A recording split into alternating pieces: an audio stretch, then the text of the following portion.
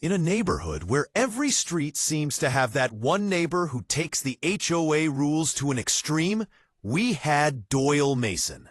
He didn't need an election or an appointment. He unceremoniously declared himself the neighborhood's self-styled sheriff. With the swagger of authority, clipboard tucked under one arm, and phone ready to snap pictures, Doyle took it upon himself to patrol the area's compliance. But last week, he went a step too far, and my grandpa wasn't about to let it go unnoticed. It all started at the crack of dawn, around 5:30 in the morning, when our old wooden gate groaned in protest. I was still half asleep, pouring cereal, when I caught a glimpse of Grandpa's gravelly voice cutting through the stillness from the porch. Sure enough, there was Doyle Mason, scaling our fence like a midnight burglar, capturing images of Grandpa's cherished tomato plants. That's right, my 75-year-old veteran grandpa growing his own vegetables. And Doyle's assertion was that it violated some obscure community aesthetic.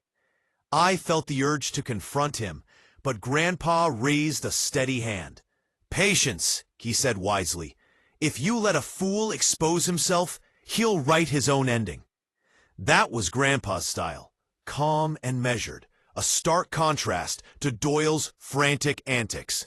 This wasn't the first time Doyle had encroached on our property. Just weeks before, we caught him creeping around our shed, even rattling the door as if he expected to unearth hidden treasures.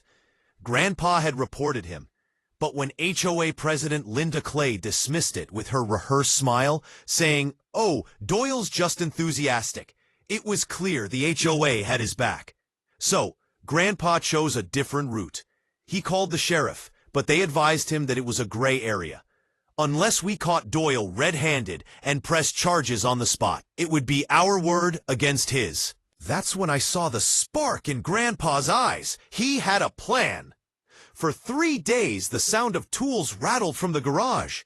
And while humming old country tunes, Grandpa transformed our wrought iron gate, adding a brand new feature: low-voltage electric wiring. Completely legal as long as it was marked. And mark it he did, with a bright yellow sign: "Warning, electrified gate. Trespassers will be shocked." The following dawn, true to form, Doyle reappeared. I huddled by the window, my heart racing, while Grandpa leisurely rocked in his chair, mug in hand. I listened as Doyle muttered about violations while positioning himself at the gate. Snap! The jolt struck him instantly. He yelped like a startled animal and tumbled backwards into the dirt, scrambling to get away. Grandpa leaned back, his eyes sparkling with satisfaction. "Now that, my dear, is the sound of justice," he remarked softly. Come noon, the neighborhood buzzed with excitement. People watched Doyle limp down Maple Court, a new spectacle. But Doyle wasn't finished yet. That same afternoon, the HOA convened an emergency meeting. The tension in the boardroom was palpable, with Linda Clay presiding, her pearls tugged tightly around her neck, all smiles. Looming beside her, Doyle, arm in a sling, pantomimed extreme agony. He accused Grandpa of endangering the community with a device he called an electrified weapon, claiming it nearly killed him. With even a blink, Grandpa slid a folded paper across the table, a state-issued permit, fully legal and duly signed. Linda sought to deflect. "Legal or not, it's aggressive, undermining community spirit too," she countered. But Grandpa's tone lowered, a sound that commanded respect. "Regulate? Sure. Trespass? Never. This man has crossed onto my property 3 separate times. Next time, I'm filing charges, and I'll let a judge decide." A ripple was felt through the room. Other neighbors finding their voice. "He came into my backyard last month," one woman admitted. "He even took pictures of my kids' bikes, calling them an eyesore." Each accusation intensified Doyle's embarrassment, his face reddening. Linda banged her gavel in vain. "This isn't a courtroom for accusations." But Grandpa cut her off. "On the contrary, this is the exact place, as you've allowed Doyle to act like he owns the neighborhood, and now he's learning the consequences of overstepping. The meeting erupted in chaos. Doyle was humiliated, handling it poorly, while for 2 days his battered truck circled like a menacing vulture. He'd stop in front of our driveway, glaring at the gate, as if daring it to open. Grandpa stayed unfazed, just watching from his rocking chair.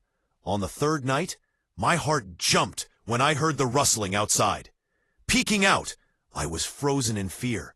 There he was, flashlight in one hand and bolt cutters in the other, hissing curses quietly to himself. He was coming to break through, but Grandpa was already ready. He produced a small remote control from his pocket. "Watch this, kid," he whispered. The moment Doyle clamped down on the cutters, Grandpa clicked the button. Zap! The wire sprang to life, and Doyle jerked back as if he had grabbed a wasp's nest, yelping and crashing into the mud. Grandpa sipped his coffee leisurely. "Trespassing again," he muttered with satisfaction, before pulling out his phone, recording the entire scene, every curse, every slip, and every tumble. But Doyle persistently screamed into his phone, accusing Grandpa of attempted murder, claiming he'd tried to electrocute him with that fence. Minutes later, our yard bathed in flashing red and blue lights as deputies emerged, hands poised on their holsters. One approached Grandpa, inquiring about the electrical setup on the gate. "Yes," said Grandpa coolly. "Registered, permitted, marked, and documented." He pushed the laminated permit across the table and handed over his phone, the footage still playing. The officers witnessed the whole ordeal in glorious HD, straight up, undeniable. One deputy turned to Doyle. "So you trespassed, huh?" Doyle stammered his defense. "No, I was just inspecting the HOA. At midnight with bolt cutters?" The verdict was crystal clear. Doyle wasn't the victim here. He was the perpetrator. The charges compiled: trespassing, vandalism, attempted theft, and filing a false report. The deputies cuffed him instantly while neighbors gathered to witness the spectacle.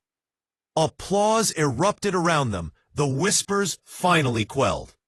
Grandpa leaned back, tipped his head in my direction, and said, "Sometimes justice just needs a little electricity."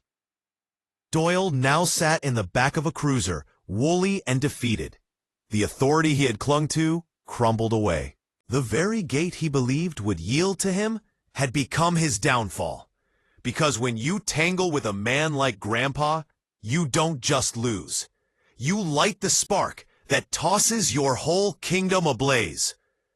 That brings us to today's tale from HOA Tales.